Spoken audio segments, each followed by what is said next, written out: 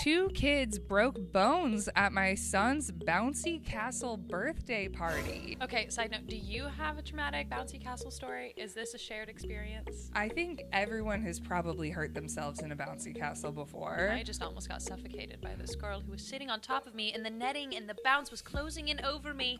Oh my god. So my first crush ever reached in and saved me, and that was when I developed my taste in men.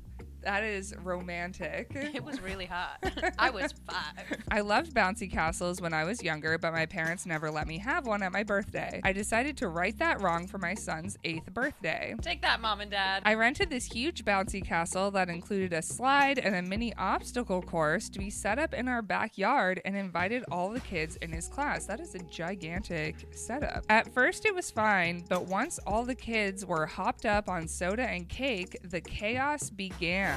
They were climbing all over the thing and jumping from dangerous heights. It was an obstacle course, though. Like, Yeah. what were they not supposed to do? Especially around 8. 8? You don't fear death. A few of the parents who stayed and I tried to tell them to be careful, but there's no talking sense into 8-year-olds. The whole thing ended with one of the kids launching himself off the top of the castle and falling on top of another girl. He ended up breaking a finger and she broke her arm. His mom had been there and saw the whole thing, but when the girl's parents were notified, they lost their minds. I don't blame them, but they even threatened to sue me. Needless to say, I am no longer throwing any dangerous birthday parties for my son. The kid broke a finger. She broke an arm. She was Yeah. the victim. Justice for little Susan. I Screw know. that guy.